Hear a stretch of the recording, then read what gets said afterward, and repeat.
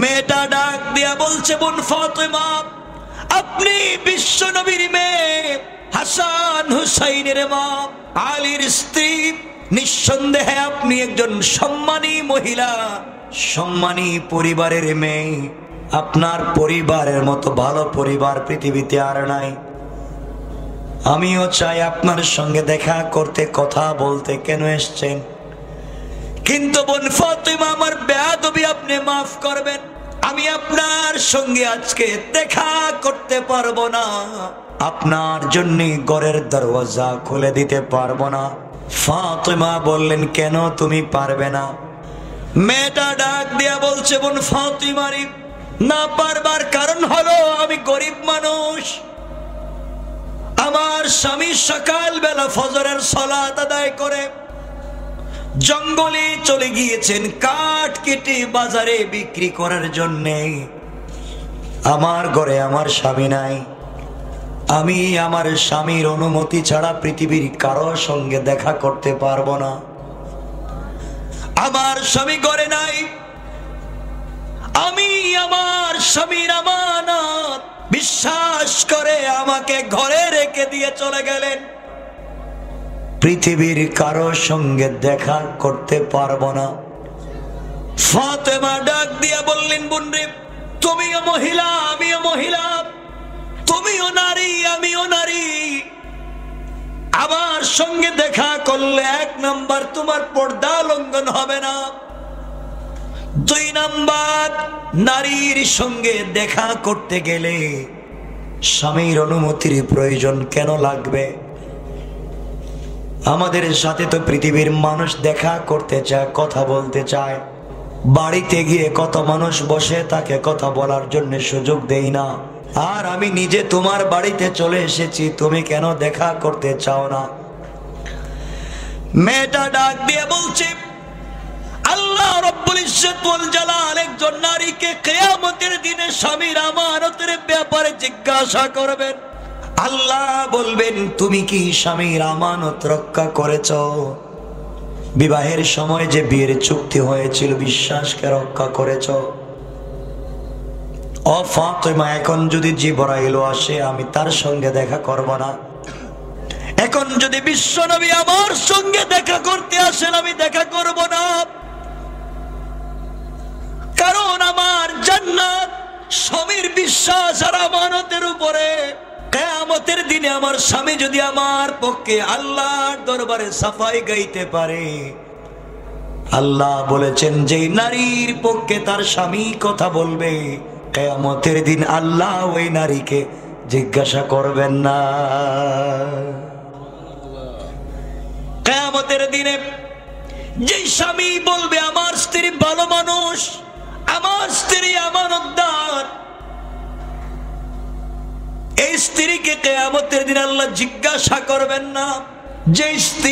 যেই স্ত্রী বলবে আমার স্বামী ভালো, আমানতদার, ভদ্র মানুষ, আল্লাহর রাসূল বলেছেন স্বামী যদি স্ত্রীর ব্যাপারে, স্ত্রী যদি স্বামীর ব্যাপারে আল্লাহর দরবারে সাফাই গিয়ে বলে আমি সন্তুষ্ট ছিলাম, আল্লাহ বলবেন আমিও সন্তুষ্ট হয়ে গেলাম আর তোমাদেরকে বিনা হিসাবে জান্নাতের ফয়সালা করে দিলাম। কোন সুবহানাল্লাহ। আজকে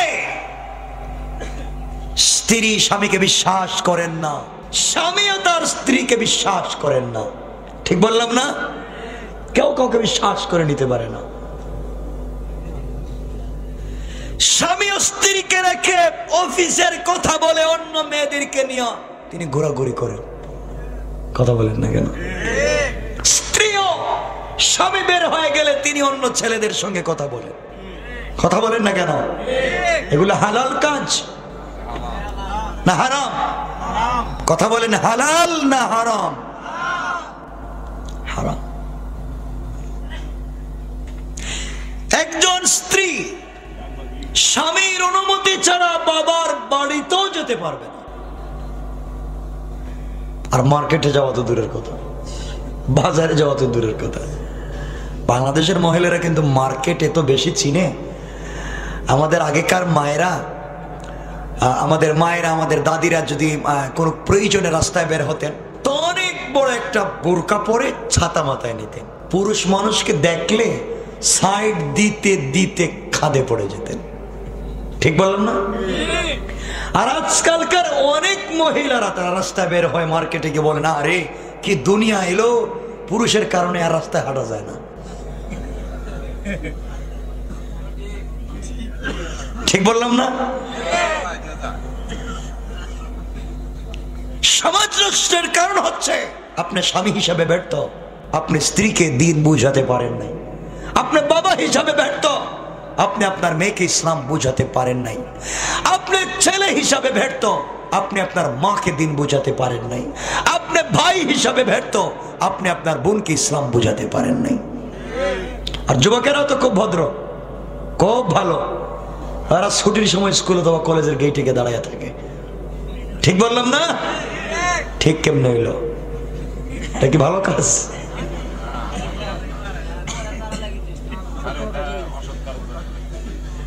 এই কাজগুলো করা যাবে? কথা বলেন, করা যাবে? এখনকার আমাদের মায়েরা বোরকা পরেন, ডিজাইন করা, এক্সট্রা অর্ডিনারি করা, স্টাইল করা, স্টোন থাকে, পাথর থাকে, সুন্দর ডিজাইন করা। তো আপনার ডিজাইনটা দেখবে কি? আপনি ডিজাইন করে রাস্তায় বের হচ্ছেন কেন? কথা বুঝেন নাই? নারীরা যেমন রাস্তায় চলার পথে ভদ্রতা, নম্রতা, শিষ্টাচারকে সমুন্নত রেখে লজ্জাশীল হয়ে চলবেন, মাথাকে নিচের দিকে দিয়ে চলবেন, পুরুষেরাও চলার পথে নারীর দিকে চোখ তুলে তাকাতে পারবেন না। ঠিক কিনা বলেন?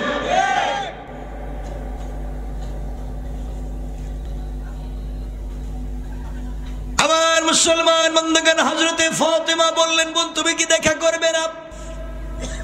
মেয়েটা বলছে, বোন ফাতেমা তুমি আজকের দিনে চলে যাও, আমি কথা বলবো না, দেখা করব না, আপনি আগামীকালকে আসবেন, আমি আমার স্বামীর কাছ থেকে অনুমতি নিয়ে রাখবো, আপনি আসলে পরে আমি আপনার সাথে আগামীকালকে দেখা করব, স্বামীর কাছ থেকে আপনার ব্যাপারে আমি অনুমতি নিয়ে রাখবো। কারণ বন্ধুগণ মনে রাখবেন, আজকালকের মায়েরা যদি বাবার অনুমতি, ভাইয়ের অনুমতি, সন্তান স্বামীর অনুমতি ছাড়া রাস্তায় উল্টা পাল্টা চলেন, আমানতের খেয়ানত করেন, জান্নাতে যাওয়া লাগবে না জাহান্নামে। কথা বলেন।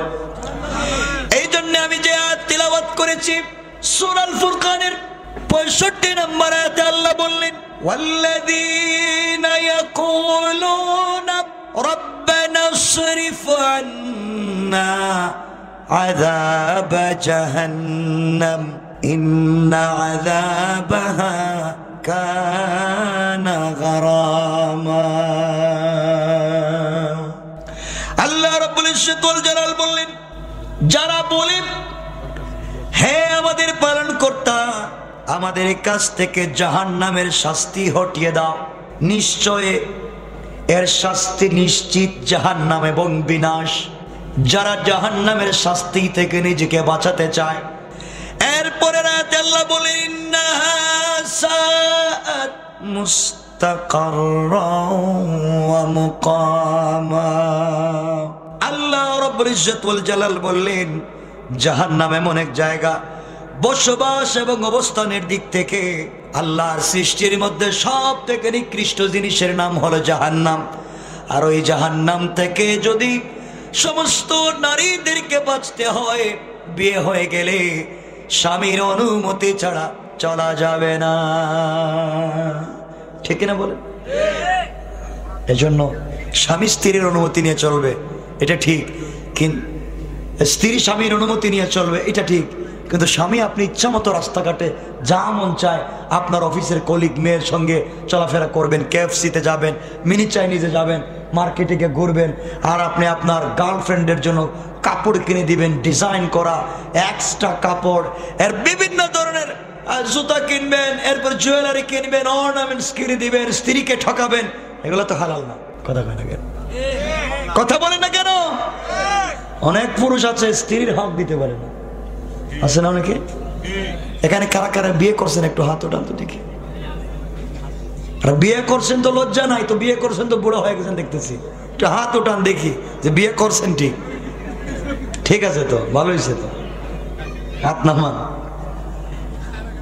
বিয়ে করছেন, বিয়ের সময় যে কাবিননামা লেখা হয়েছিল এখানে কি বউর নামে মোহর লেখা আছে? কথা কয় না, না ফ্রি বিয়ে করছেন? দিয়া করছেন, টাকা দিছেন তো? এবং মোহর কারা দিছেন? হাত উঠান। বউরে মোহর দিয়া দিছেন, টাকাগুলা তাকে দিয়ে দিছেন, হাত উঠান। কই এতজনে বিয়ে করলে কেউ হাত উঠে নাকি? এত মানুষের মধ্যে একজন, মানে এতজনে বিয়ে করছেন, টাকা দিছে একজন। লজ্জা হয় না? বয়স হয়ে গেছে, মরে যাবে না ঝোঁকাল, আপনি স্ত্রীর মোহরে টাকা দেন না? 20 বছর 30 বছর আগে বিয়ে করছেন, এখন বউ আপনার কাছে টাকা পায় ঋণ, আপনি পাবলিকের ঋণ নিলে দিবেন কেমনি? কথা কোন না কেন? আপনি বউ টাকা দেন না কেন? আপনাদের সমস্যা কি? বিয়ে করার সময় মনে ছিল না টাকা দেওয়া লাগবে? লজ্জা হয় না? আপনি কাবা ঘরের ইমাম হবেন, আপনি বনি ইসরাইলের কোন পয়গম্বর হয়ে যান, আপনি তাহাজ্জুদ ওয়ালা হন, আপনি আব্দুল কাদের জিলানীর মতো কেউ হয়ে যান, স্ত্রীর হক তার মোহরের টাকা না দেন, পরিষ্কার ফতোয়া, আপনি জাহান্নাম। বুঝছেন কিছু আমার কথা?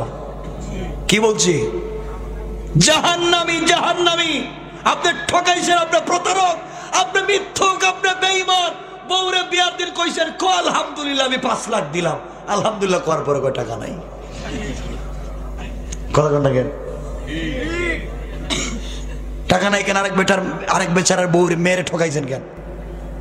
টাকা দিয়া কবরে যাইয়েন, মোহর দিয়া কবরে যাইয়েন, নাহলে যত বড় পরেশগারের মাফ নাই। আপনারা বলবেন বউ তো আমাকে মাফ করে দিছে। মাফ দিছে নি? আও কত কয় না কইছে? হ্যাঁ, আমার চাচা কইতেছে। চাচা কইছে নাকি? আন্টি বলছে টাকা দেওয়া লাগবে না।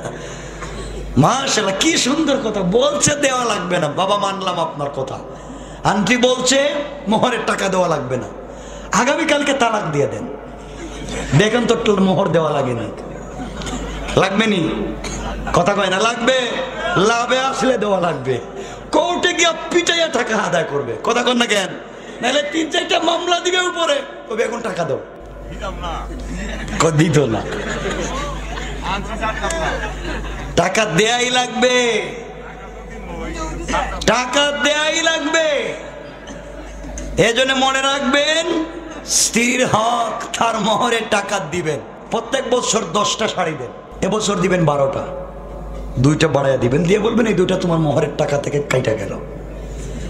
প্রত্যেক মাসে আপনি 500 টাকা হাত খরচ দেন, এই মাস থেকে দিবেন 500 টাকা বাড়াইয়া, দিয়া বলবেন এই 500 টাকা তোমার মোহর থেকে কেটে গেল। প্রত্যেক বছর 4 জোড়া জুতা দেন, এই বছর 1 জোড়া বাড়াইয়া দিবেন। এইভাবে দিতে দিতে একদিন মোহরের টাকা শেষ হয়ে যাবে। কথা কন না কেন? আর দিছেন যেটা ডকুমেন্টস লেখা রাখবেন, নাহলে আবার দেওয়া লাগবে। কথা কি বুঝছেন আমার? বাবা, আপনি বিয়ে করছেন, ছেলেরে বিয়ে করাইছেন, নাতি নাতনির বিয়ে দিছেন, এখনো বউ টাকা দেন নাই। মোহরের টাকা দিয়ে কবরে যাইয়েন, বারবার বলছি। ঠিক আছে তো ইনশাল্লাহ? জান্নাতে যাওয়ার সুযোগ নাই। কি কর?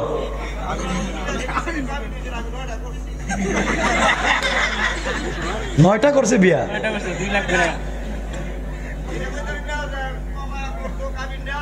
9টা বিয়া করছে কয়নি? ওরে আল্লাহ, এ বেচারার তো দেখা দরকার। 9টা বিয়ে করছে, এ মহিলার কি মারে না? ঠিক আছে বাবা, ঠিক আছে। চেহারার দিকে তাকাইলে তো মনে হয় না 9টা বিয়ে করছেন, একটাও মনে করছেন না। আপনি এই বয়সে কামসাইরা পাঠাইছেন 9টা, ঠিক আছে। টাকাগুলা দিয়া দিয়েন প্রত্যেকগুলা বউরে, টাকাগুলা দিয়া দিয়ে, নাইলে খবর আছে। বন্ধ করেন। এজন্য আল্লাহর ওয়াস্তে বলছি, আল্লাহর ওয়াস্তে আপনি যত বড় পরহেজগার হন, স্ত্রীর হক তার মোহরের টাকা, বুঝতে পেরেছেন? এগুলো পৌঁছে দেওয়া লাগবে ইনশাল্লাহ। বলেন সবাই, বলেন ইনশাল্লাহ।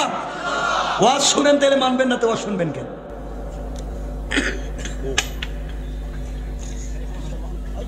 আমি তো কয়া দিতাম সব মহিলাদের, বলে আপনারা ঘরে গেলেই কবেন টাকা দিয়ে ঘরে আসেন, তাহলে ঘরে ঢুকতে পারবেন না। আমার মুসলমান বন্ধুগণ, গভীর মনোযোগ। ফাতেমা রাদিয়াল্লাহু তাআলা আনহা বললেন, বোন রে, তাহলে আমি কি করা লাগবে বলো। মেয়েটা ডাক দিয়ে বলছে, ফাতেমা, আজকে আপনি চলে যান, আগামীকালকে আপনি আবার আসবেন। আমি আমার স্বামীর কাছ থেকে আপনার ব্যাপারে অনুমতি নিয়ে রাখবো। স্বামী যদি অনুমতি দেয় আমি আপনার সঙ্গে দেখা করব, কথা বলবো। স্বামীর অনুমতি ছাড়া আমি কারো সঙ্গে কথা বলবো না, দেখা করব না। কেমন স্বামী ভক্ত চিন্তা করেন। আজকালকে আপনাদের আমাদের ঘরে শান্তি নাই, এর কারণ হলো পরিবারের ভিতরে দিন নাই। আল্লাহ, রাসূল এবং মা আয়েশা, খাদিজা, ফাতেমা, আলী, তাদের পরিবারের মধ্যে যে প্রেম, ভালোবাসা, সৌহার্দ্যপূর্ণ আচরণ ছিল, আজকে আমাদের ঘরের ভিতরে এগুলা নাই। না আছে? ঘরের ভিতরে আছে স্টার জলসা, জি বাংলা, জি সিনেমা। কথা কথা কেন নাই? বেলাবুতে এগুলা নাই বেশি না? তো হবেই তো। বউ কেমনে মানবে? বউ তো এখন অনেক স্বামীরে ঝাড়ু দিও মারে। কথা কন না কেন? মারবেই তো, আপনার দোষ। ঘরের ভিতরে স্টার জলসার জি বাংলা নিয়ে আপনি আপনার মেয়েরে বানাইছেন কিরণমালা, আর বউরে বানাইছেন কটকটি। তাহলে শান্তি কোথায় পাবেন? শান্তি নাই। আজ পর্যন্ত জীবন একদিন আপনি আপনার বিয়ে করা বউরে বললেন না, তুমি অনেক স্মার্ট, তুমি অনেক সুন্দর, আমি তোমাকে বিয়ে করে ঠকি নাই, ভালো হয়েছে। স্ত্রীকে তো কোনোদিন বলেন না স্ত্রী সুন্দরী। পাশের বাড়ির ভাবিরে বলতে পারেন, ভাবি আপনি খুব সুন্দর। লজ্জা করে না? কেমনে সমাজ শান্তি সমাজ হবে? কেমনে সমাজের দিন আসবে? নিজের বউকে ভাল লাগে না, আরেক বেচারা বউরে দেখলে ভাল লাগে তোমার, তাহলে বিয়ে করছিলে কেন? এজন্য আল্লাহ রাব্বুল ইজ্জত ওয়াল জালাল বলছেন, ওয়াল্লাযীনা ইয়াকুলুনা রাব্বানা সরিফ আন্না আযাব জাহান্নাম ইন্না আযাবাহা কানা গারামা। আল্লাহ রাব্বুল ইজ্জত ওয়াল জালাল বললেন, সৃষ্টির দিক থেকে সব থেকে নিকৃষ্ট জায়গার নাম হলো জাহান্নাম। এই জাহান্নাম থেকে যদি বাঁচতে হয়, স্ত্রী যেমন স্বামীর হক আর আমানত আদায় করা লাগবে, স্বামীও স্ত্রীর হক আর আমানত রক্ষা করা লাগবে। নি লাগবে কিনা? লাগবে, উভয় পক্ষ থেকে লাগবে। বিয়া কি একজনে কইছে কবুল? একজন না দুইজন? দুইজন। তাহলে একজনে হক আদায় করবেন, আপনি উল্টা পাল্টা চলবেন দুজন। আমার বন্ধুগণ, হযরতে ফাতেমা বললেন, বোন আগামীকালকে আসব। পরের দিন সকাল বেলা হযরতে ফাতেমা রাদিয়াল্লাহু তাআলা আনহা ঘর থেকে বের হলেন, কাটুরিয়ার বাড়িতে যাবেন, মেয়েটার সঙ্গে জামেলার সঙ্গে দেখা করবেন। এমন সময় হযরত হুসাইন ডাক দিয়া বলতেছে, আম্মা জান, আগামীকালকে সকাল বেলা আপনি কোথায় গিয়েছিলেন? আপনাকে আমি সকালে পাইলাম না। আজকেও দেখি সকাল বেলা ঘুম থেকে উঠে আপনি ফজরের সালাত পড়ে কোরআন তিলাওয়াত করে চলে যান। আজকে কিন্তু আমাকে ঘরে একা রেখে যেতে পারবেন না, আমাকে নিয়ে যাওয়া লাগবে। এই কথা বলে হযরত হুসাইন রাদিয়াল্লাহু তাআলা আনহু মায়ের কোমর ধরে ফেললেন, মা, আমাকে একা রেখে আপনি যেতে পারবেন না। কারণ দেখবেন, মায়েরা যদি ঘর থেকে বের হয়, ছোট্ট ছোট্ট বাচ্চারা মায়েদের সঙ্গে বায়না ধরে, ঠিক না? হযরতে ফাতেমা বললেন, বাবা চলো। হুসাইনকে নিয়ে চললেন কাটুরিয়ার বাড়িতে। ঘরের দরজার সামনে গিয়ে সালাম দিয়ে ফাতেমা ডাক দিয়ে বললেন, বোন জামেলা, গতকালকে ফাতেমা এসেছিলাম, আজকেও চলে এসেছি, দরজাটা খোলো, তোমার সঙ্গে দেখা করতে চাই। কথা কি তোমার স্বামীর সঙ্গে বলেছ? হযরতে হুসাইন ডাক দিয়ে বলছেন, আম্মা জান, গতকালকে কি তাহলে আপনি ওই জায়গায় এসেছিলেন? ফাতেমা বললেন, বাবা হুসাইন, হ্যাঁ, গতকালকে আমি ওই জায়গায় এসেছিলাম। এবার ঘরের ভিতর থেকে কাটুরিয়ার স্ত্রী সালামের জবাব দিয়া বলছেন, বোন ফাতেমা, তোমার সঙ্গে দেখা করার জন্য আমি আমার স্বামীর কাছ থেকে অনুমতি নিয়ে রেখেছি। স্বামী আজও চলে গিয়েছেন, কিন্তু অনুমতি দিয়েছেন আপনার সঙ্গে দেখা করার। আমি আপনার সঙ্গে দেখা করার পারমিশন নিয়ে বসে আছি, কিন্তু ফাতেমা আপনার পাশে একটা পুরুষ মানুষের কণ্ঠ শোনা যায়, ছেলে মানুষের কণ্ঠ শোনা যায়। সে আবার কে? হযরতে ফাতেমা বললেন, ও আমার ছেলে হযরত হুসাইন। এখনো খুব বড় হয়নি, অপ্রাপ্তবয়স্ক ছেলে। ও বায়না ধরেছে, আমি নিয়ে এসেছি, দরজা খোলো। জামিলা ডাক দিয়ে বলছে, বোন ফাতেমা, তোমার সঙ্গে দেখা করার জন্য পারমিশন নিয়েছি, তোমার সঙ্গে দেখা করবার জন্য অনুমতি নিয়েছি, কিন্তু তোমার ছেলে হুসাইনের সঙ্গে দেখা করবার তো অনুমতি আর পারমিশন নেই নাই। বেয়াদবি মাফ করবেন, আজকেও আপনার সঙ্গে দেখা করতে গিয়ে দরজা খুলতে পারলাম না। আমি চাই না আমি কোনো পুরুষ মানুষকে দেখি আর কোনো পুরুষ মানুষ আমাকে দেখো। আমি আমার জন্মের পরে মাকে দেখেছি, বাবাকে দেখেছি, নিজের ভাই বোন ছাড়া পৃথিবীর পুরুষ মানুষ দেখি নাই। স্বামীর ঘরে আসার পরে স্বামী ছাড়া কোনো পুরুষকে দেখি নাই। আমি চাই না ইন্তেকাল করে জাহান্নামের আগুনে জ্বলি।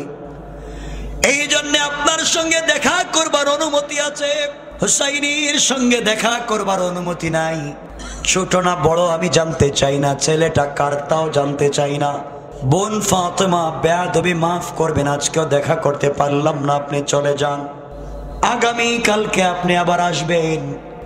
আমি হুসাইনের ব্যাপারে স্বামীর কাছ থেকে অনুমতি নিয়ে রাখবো। চিন্তা করেন কেমন স্ত্রী, কথা কি বুঝতেছে? আর আমাদের স্ত্রীরা স্বামী ঘর থেকে কাজে, দোকানে, অফিসে বের হয়ে গেলে তার বয়ফ্রেন্ডের সঙ্গে দেখা করতে মার্কেটে যায়, কত জায়গায় ঘুরে আসে, স্বামী খুঁজেও পায় না। ঠিক কিনা বলেন? এমন মেয়ে পাওয়া যায় নিজের বৈধ স্বামী রেখে আরেকজনের সঙ্গে ভাগে। এগুলো হালাল কাজ? কথা বলে না কেন? কেন হচ্ছে এগুলা? পরিবারের দিন নাই, পরিবারের ভিতরে ইসলাম নাই, আল্লাহর ভয় নাই, জাহান্নামের আযাব গজবের ভয় নাই, এজন্য পরিবারে অশান্তি। আজকালকে তো স্বামী স্ত্রী একজন ঘুমায় রুমের এই কর্নারে, একজন ঘুমায় এই কর্নারে। কথা বলেন না কেন? এইভাবে ঘুমায়। কেউ কারো সামনে, দুইজন পিস্তল নিয়ে ঘুমায়। এর বিশ্বাস করে না? করুণা না, সারা জিন্দেগি করুণা এদের। কেউ কাউরে দেখতে পারে না। বিয়ের পর থেকে ভালোবাসা শেষ, এগুলো কেন হবে? আমার বন্ধুগণ, কষ্ট হচ্ছে আপনাদের? আমি লম্বা করবো না, 12টা হচ্ছে কিন্তু। আমি সংখ্যালঘুদের ওয়াজ করতেছি সারা রাত্রে। আমার মুসলমান বন্ধুগণ, গভীর মনোযোগ। হযরতে ফাতেমা চলে আসলেন বাড়িতে, আর চিন্তা করলেন মেয়েটা কেমন মেয়ে, আমার সঙ্গে দেখা করতে চায় না। আমি ফাতেমার সঙ্গেও দেখা করতে চাইল না। পরের দিন সকালবেলা আবার তিনি বের হলেন দেখা করবার জন্য। তিনিও বললেন না, দেখতে হবে মেয়েটাকে। সকালবেলা বের হলেন দেখা করবার জন্য। হযরতে হাসান ডাক দিয়ে বলছে, আম্মা জান, গতকালকে ভাই হুসাইনকে নিয়ে আপনি কোথায় গেলেন? আমি ঘরের ভিতরে একা একা ছিলাম রে মা, তুমি আজকে আমাকে না নিয়ে যেতে পারবে না। হযরতে ফাতেমা বললেন, বাবা চলো তোমাকে নিয়ে যাই। গতকালকে গেছিলেন হুসাইন, আজকে চললেন হাসান। ঘরের দরজার সামনে গিয়ে সালাম দিয়ে বললেন, বোন আমি এসছি ফাতেমা। হাসান ডাক দিয়ে বলতেছেন, আম্মা জান, আপনি কি গতকালকে ভাইকে নিয়ে ওই জায়গায় এসেছিলেন? ঘরের ভিতর থেকে কাটুরিয়ার স্ত্রী জামেলা সালামের জবাব দিয়ে বলছে, বোন আজকে তো আরেকটা ছেলের কণ্ঠ বোঝা যায়। আমি তো আমার স্বামীর কাছ থেকে হুসাইনের ব্যাপারে আর তোমার ব্যাপারে অনুমতি নিয়ে রাখছি। স্বামী অনুমতি দিয়েছেন কথা বলবার জন্য, দেখা করবার জন্য, কিন্তু আমার কাছে তো আজকের কণ্ঠটা অপরিচিত লাগে। যা হযরত ফাতেমা ডাক দিয়ে বলেন, বোন রে, আজকে আমার ছোট ছেলে হযরতে হাসান এসছে, দেখা করবে আমার সঙ্গে এসছে। জামেলা বলছেন, বোন ফাতেমা মাফ করবেন, আমি তো হুসাইনের সঙ্গে আপনার সঙ্গে দেখা করার অনুমতি রাখছি, হাসানের সঙ্গে দেখা করার তো অনুমতি নেই নাই, সুতরাং আপনি চলে যান, আজকেও দেখা হবে না। আমি আমার স্বামীর কাছ থেকে হাসানের ব্যাপারে অনুমতি নিয়ে রাখবো। কেমন পর্দানশীল, কেমন দায়িত্বশীল, কেমন আমানতদার চিন্তা করেন।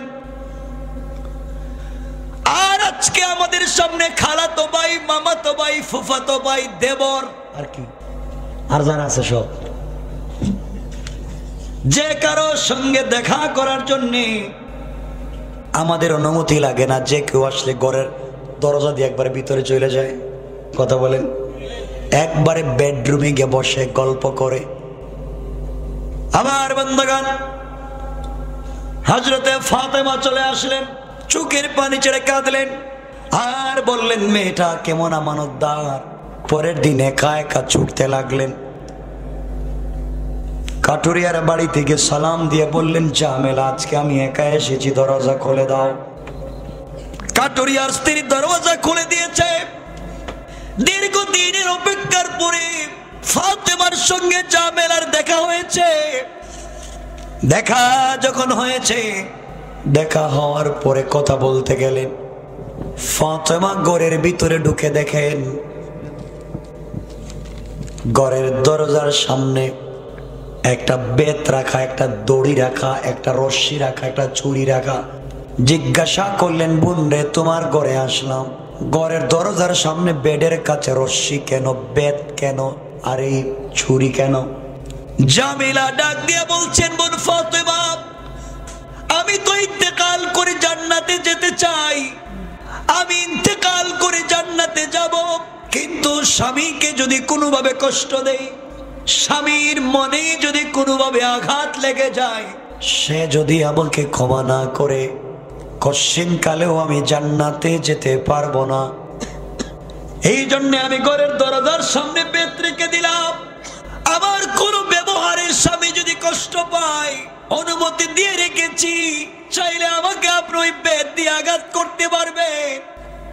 এরপরেও আমি আপনাকে খুশি করে জান্নাতে যেতে চাই। 2 নম্বরে রশ্মি আর দড়ি ওই জন্য রেখে দিয়েছি, স্বামীকে যদি বলে আমি বেশি কষ্ট দিয়ে ফেলি, আমি চাই না স্বামীর অন্তরে আমার ব্যাপারে কোনো ব্যথা লেগে যাক, আমি চাই না আমার কারণে স্বামীর চোখ থেকে 2 ফোঁটা পানি পড়ে যাক। দড়ি আর রশ্মি রেখে দিয়েছি, স্বামী যেন দড়ি দিয়ে আমাকে বেঁধে ফেলে, যতক্ষণ না তার মন খুশি হয় আমাকে আঘাত করে।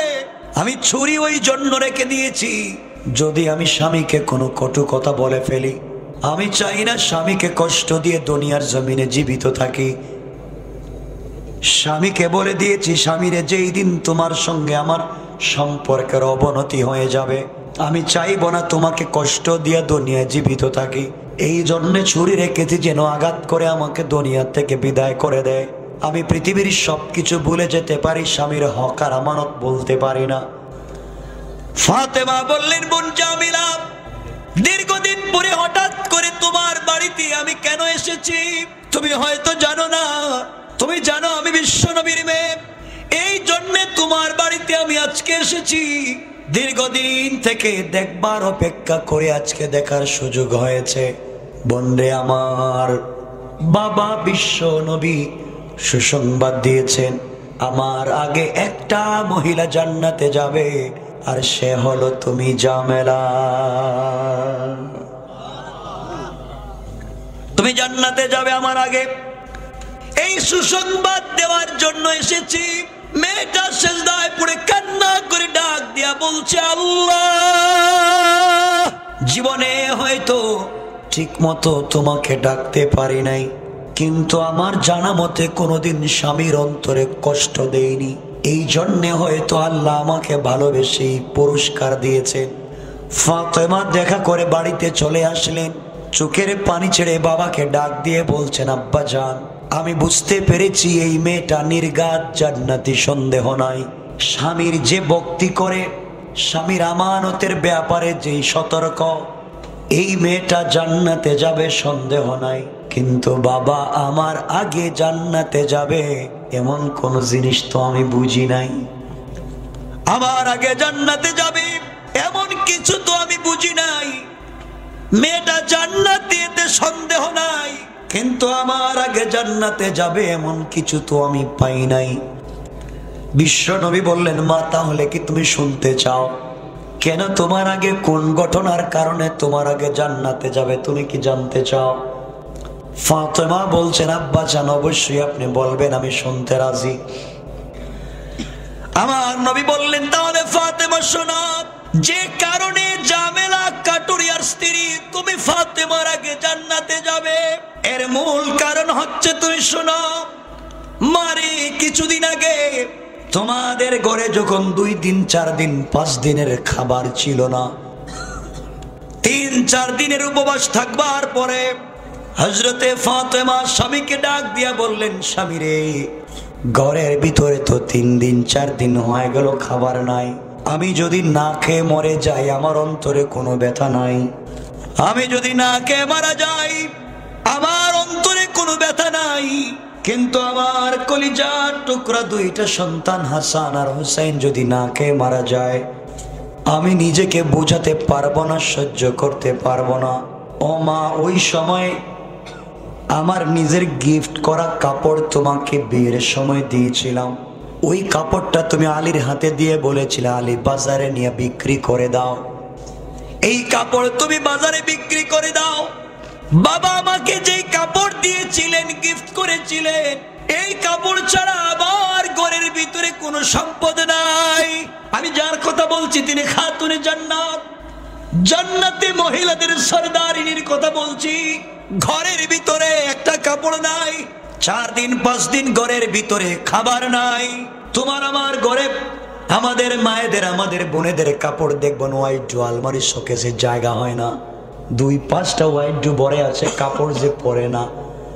হিসাব করে দেখবেন এমনও মহিলা আছেন আমার জানা মতে 200 থেকে 250 শাড়ি আছে, একটাও পরে না। কথা বলেন, যখনই দেখে এটাই কিনে, কিন্তু পরা হয় না, রেখে দিয়েছে। কিন্তু বোন, আমি এমন একজন মহিলার কথা বলছি যিনি সকল জান্নাতি নারীদের নেত্রী, তার ঘরে পরনের কাপড় নাই।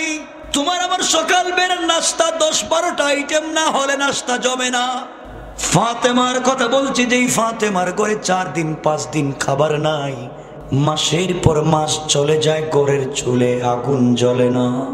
সুযোগ হলে শুকনা খেজুর, তা না থাকলে শুধুমাত্র পানি, এভাবেই তো জীবন কাটাইয়া তারা জান্নাত কিনলেন।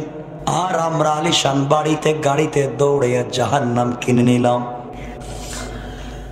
আমার বন্ধুগণ মনোযোগ দিয়ে শুনেন, হযরতে ফাতেমা ডাক দিয়ে বললেন, স্বামী রে, বাবার দেওয়া কাপড় ছাড়া আমার কিছু নাই, বিক্রি করে দাও বাজারে নিয়া, যা পাও তা দিয়ে খাবার নে আমার বাচ্চাদেরকে দাও। কথাগুলো দিল দিয়ে শুনেন, কি বুঝাতে চাই। হযরতে আলী বিশ্ব নবীর দেওয়া গিফট কাপড়টা নিজের হাতের মধ্যে নিয়ে পুরাতন কাপড় বাজারে যায়। পুরাতন কাপড় বিক্রি করলে আর কয় টাকা পাওয়া যায়? বাজারে যাওয়ার পরে পুরাতন কাপড়টা 6 টাকা বিক্রি করেছেন। তারিখের ভিতরে লিখে পুরাতন কাপড় 6 টাকায় বিক্রি করে বাজারে যাবেন, 6 টাকার খাবার কিনবেন, বাড়িতে নিয়ে আসবেন, কলিজার টুকরা 2টা সন্তানকে খাওয়াবেন, খাতুনে জান্নাতের মুখে খাবার উঠাইয়া দিবেন। এই জন্য বাজারে গিয়েছেন 6 টাকার কোনো জিনিস কিনতে। এদিকে আসমানের উপরে আল্লাহর রহমতের ফেরেশতারা বলাবলি করতে লাগলো, আল্লাহর পয়গম্বরের সাহাবীদের চরিত্র এমন, তারা আল্লাহর রাস্তায় শুধু দান করে যায়। আরেকজন ফেরেশতা বলছেন, থাকলে তো দান করে, না থাকলে কে কারে দান করে। আরেকজন ফেরেশতা বললেন, সাহাবীদের চরিত্র হলো থাকলেও দান করে, না থাকলেও ঋণ করে দান করে। আল্লাহ ডাক দিয়ে বলেন, ফেরেশতারা, এই ব্যাপার নিয়ে ঝগড়া করে কোনো লাভ নাই। আমার এক গরিব গোলাম হযরতে আলী 4 দিনের না খাওয়া আলী রাস্তা দিয়ে যায়, স্ত্রীর পুরাতন কাপড় 6 টাকায় বিক্রি করে যায়, বাজারে গিয়ে খাবার কিনবে। 4 দিনের না খাওয়া আলীর পরিবার ওই আলীর কাছে হাত পাতে আমি হাত পেতে আমি আল্লাহর নাম বলে বলবো, আল্লাহর ওয়াস্তে দাও। আমার মন বলতেছে আলী তো 4 দিন খায় নাই। আমার বিশ্বাস আমি আল্লাহর নাম শুনলে আলী ওই 6 টাকার খাবার না কিনে আল্লাহর রাস্তায় দান করে দিতে পারে। সুবহানাল্লাহ বললেন না? আমার বন্ধুগণ, এক পর্যায়ে হযরতে আলী যখন বাজারে যাবেন কিছু ক্রয় করবেন, এমন সময় 2 জন ফেরেশতা রাস্তায় দাঁড়াইয়া কাঁদতেছে, মানুষের সুরত ধরে সালাম দিয়ে বলছে, ভাই আলী 1 সপ্তাহ থেকে না খাওয়া, বাচ্চাগুলো পরিবারের ভিতরে না খায় আছে, তোমার কাছে কিছু থাকলে আমাদেরকে দেও, বাড়িতে নিয়ে যায়।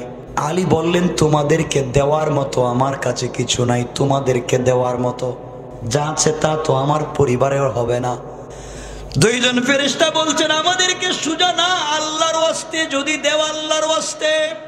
গরিব আলী যখন আল্লাহর নাম শুনেছে নিজের পরিবারকে ভুলে গিয়েছে, নিজের সন্তান স্ত্রী সবার নাম ভুলে গিয়েছে। আল্লাহর নাম শুনলে আর কোনো স্যাক্রিফাইস নাই। আলী বললেন, তোমরা আমার আল্লাহর নাম নিয়ে আমার কাছে চাইলে তোমাদেরকে আমার দেওয়ার মতো কিছু নাই, আছে মাত্র 6 টাকা। আল্লাহর নাম বলছো, তোমরা 2 জন 3 টাকা করে নিয়ে নাও। আমার কাছে যদি আরো থাকতো, আল্লাহর নাম বলেছ, আমি আমার কলিজাও দিয়ে দিতে পারি। তারা কেমন মুসলমান ছিলেন। এবার হযরত আলী চিন্তা করেন, কাপড়ও নাই, টাকাও নাই, খাবারও নাই, কি বলে বাড়িতে গিয়ে জবাব দিবেন? কাপড় বিক্রি করলেন, টাকা দান করলেন, খাবার নাই। কষ্ট হচ্ছে আপনাদের? 12টার উপরে, কিন্তু কয়েক মিনিট রেখে দিচ্ছি, বসেন, কয়েক মিনিট লম্বা করবো না, রেখে দেবো, শুধু এটা বুঝিয়ে দিয়ে শেষ করে দেব। আমার বন্ধুগণ, এক পর্যায়ে হযরতে আলী চিন্তা করলেন, করলাম কি, আল্লাহ রাস্তায় তো দান করে দিয়েছি, এটা ভালো কাজ, কিন্তু পরিবারের জন্য যে আমার কাছে কিছু নাই। এই চিন্তা করে আলী যখন রাস্তা দিয়ে যায়, কিছু দূর যাওয়ার পরে দেখে একজন গোলাম, মাথায় পাগড়ি, পরনে সুন্দর সাদা লেবাস, রাস্তার মধ্যে একটা লাল গুড়ার লাগাম ধরে দাঁড়িয়ে আছে। আলীকে ডাক দিয়া বলছে, আলী গুড়াটা কি কিনবা? আলী বললেন, কি বলো কিনবো, আমার কাছে তো কোনো টাকা নাই, টাকা ছাড়া আমি কেমনে কিনতে পারি? গুড়ার বিক্রেতা বলছেন, ভাই আলী, তোমাকে আমি চিনি, তোমার শ্বশুরকে চিনি, তোমরা সবাই বড় আমানতদার, তোমার কাছে বাকিতে বিক্রি করলে লস নাই, টাকা পাবো, নিয়ে নাও, তোমাকে বাকিতে বিক্রি করে দিলাম, বাজারে বিক্রি করে তুমি লাভ রাইকা আমার নগদ দিয়া দিও। আলী বললেন, লাল গুড়াটা কয় টাকায় বিক্রি করবা? বিক্রেতা বলছেন, আলী রে, আমি 100 টাকা হলে বিক্রি করব। আলী বললেন, দেন। বাজারে গিয়ে দেখি বিক্রি হয়নি। গুড়াওয়ালার কাছ থেকে গুড়া কিনলেন, গুড়া বাকিতে কিনে বাজারে গিয়ে দাঁড়াইয়া গেলেন বিক্রি করার জন্যে।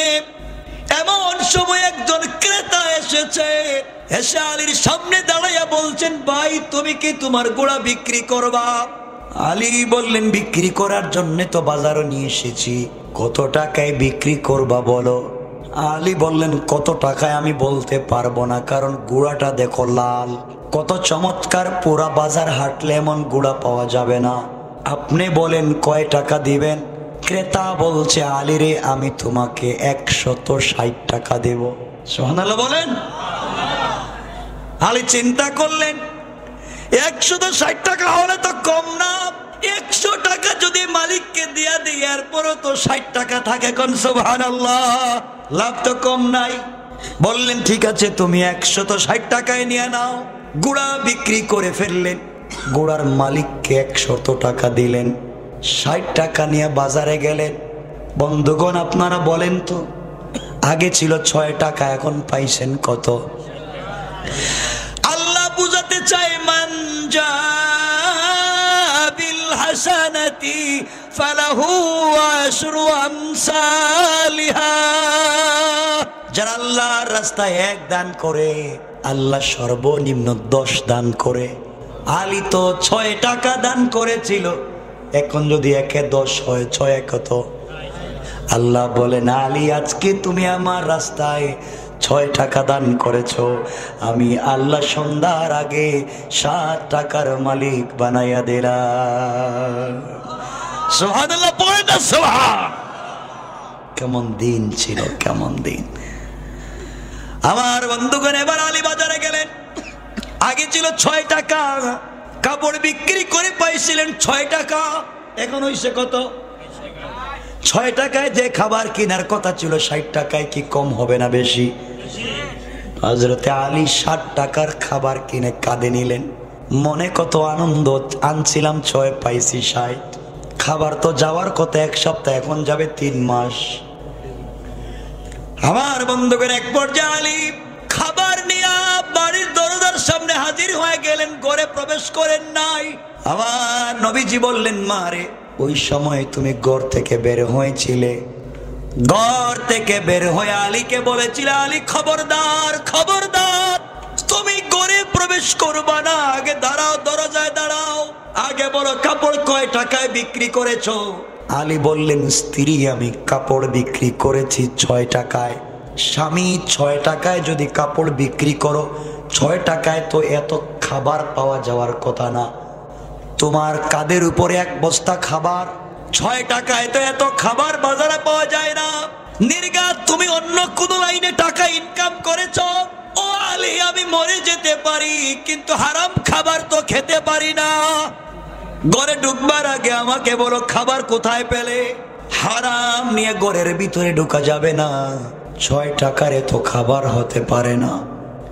বিশ্ব নবী বললেন, মারে এই জায়গায় তুমি আর জামেলার ব্যবধান, এই জায়গায় তোমার মধ্যে আর জামেলার মধ্যে পার্থক্য। জামেলা তার স্বামীকে ভালোবাসতে গিয়ে তোমাকে কতদিন হাঁটায়, কথা পর্যন্ত বলে না, দেখা করে না, স্বামীর মনে এক চুল কষ্ট দেয় না। তুমি আলীকে দরজায় দাঁড় না করাইয়া ঘরের ভিতরে গেলে ঠান্ডা মাথায় জিজ্ঞাসা করলে আলী হয়তো বুঝাইয়া বলতো, কিন্তু তুমি কেন আলীকে দরজায় দাঁড় করাইয়া দিছিলা? এই জায়গায় আলীর মনে যদি ব্যথা লেগে যায়, ফাতেমা, তুমি ফাতেমা হতে পারো, জান্নাতে যেতে পারতা না। কারণ আলী তোমার স্বামী। আলী কোন প্রক্রিয়ায় টাকা পেয়েছে, খাবার এনেছে, ঘরে গেলে ঠান্ডা মাথায় বলা যায়, তুমি কেন দরজায় দাঁড় করাইয়া বলেছ? আজকালকে আমাদের মায়েরা বোনেরা এমন আছে, বাড়িতে যদি কোনো ঝগড়া হয়ে যায়, ভেজাল লেগে যায়, মারামারি হয়, ঝগড়া হয়, তর্কাতর্কি হয়, স্বামী ঘরে আসার আগে টেলিফোন করে বলে, তোমার মার সাথে আমি আর নাই, কথা কন না কেন, তোমার বোনের সাথে আমি আর নাই, বাড়িতে থাকবো না, আমি আমার বাড়িতে গেলাম, এই বাড়িতে আর থাকবো না, এখানে কেমনে থাকবো, এই কথা স্বামীকে ঘরে আসলে ঠান্ডা মাথায় বলতে পারতেন, কিন্তু আপনি কেমনে ভাবে বলতে গেলেন। হযরতে বিশ্বনবী বললেন, ফাতেমা, ওই জায়গায় তোমার আর জামেলার ব্যবধান। জামেলা তার স্বামীর প্রতি কেমন ছিল, আর তোমার এই ঘটনাটা কেমন হলো? জামেলা ফাতেমা বললেন, বাবা বলেন তাইলে কেমনেও আমার আগে জান্নাতে বুঝাইয়া দেন। এবার নবীজি বললেন, ফাতেমা তাহলে শুনো, 6 টাকা দিয়ে আলী বাজারে যে কাপড় বিক্রি করেছে, এই কাপড় যে 6 টাকায় কিনছে, এ কিন্তু সাধারণ কোনো ক্রেতা না, বিক্রেতা না, ক্রেতা না। 6 টাকায় যিনি কাপড় কিনেছিলেন, তিনি আল্লাহর রহমতের ফেরেশতা হযরতে মিকাইল। আর রাস্তায় গিয়া আলীর কাছে যিনি 100 টাকায় গুড়া, লাল গুড়া বিক্রি করেছেন, তিনি আর কেউ না, আল্লাহর রহমতের ফেরেশতা হযরতে জিবরাইল। আর যার কাছ থেকে, আলীর কাছ থেকে যিনি গুড়াটা ক্রয় করে নিয়ে গেলেন, উনিও আল্লাহর একজন রহমতের ফেরেশতা ছিলেন। অর্থ হলো, ফাতেমা তোমাকে যে কাপড় আমি দিয়েছিলাম ওটাও ছিল জান্নাতি কাপড়। আলী যার কাছে বিক্রি করেছে, আর ওই কাপড়টা নিয়ে জান্নাতে সংরক্ষিত ছিল। আলী যার কাছে ঘোড়া বিক্রি করেছে, ঘোড়াটা উনি ক্রয় করে জান্নাতে নিয়ে গেছে। ও ফাতেমা, কিয়ামতের দিনে আল্লাহ যেমন আমাকে যাওয়ার জন্য জান্নাতে ঘোড়া দিবেন, ঘোড়ার লাগাম থাকবে বেলালের হাতে, আল্লাহ তোমাকে জান্নাতে যাওয়ার জন্য একটা ঘোড়া দিবেন। এই ঘোড়াটা হলো ওই লাল ঘোড়া। গোড়ার একটা লাগাম থাকে, ওই লাগাম হলো 6 টাকায় বিক্রি হওয়া আমার সেই কাপড়। আল্লাহ জান কিয়ামতের দিনে গোড়ার লাগাম বানাইয়া দিবেন। আর আমার গোড়ার লাগাম যেমন থাকবে বেলালের হাতে, আমি থাকবো গোড়ার পিঠে, বেলাল থাকবে লাগাম নিয়ে সামনে না পিছনে। লাগাম সামনে থাকে না পিছনে? যেমন বেলাল থাকবে আমার গোড়ার লাগাম ধরে সামনে, মারি তুমি থাকবে লাল গোড়ার পিঠে, আমার কাপড় হবে লাগাম, আর তোমার গোড়ার লাগাম থাকবে জামেলার হাতে। এইভাবে একে অপরের আগে জান্নাতে চলে যাবে, শুধুমাত্র কেবলমাত্র স্বামীর খিদমত করে, স্বামীকে ভালোবেসে স্বামীর আমানত রক্ষা করে।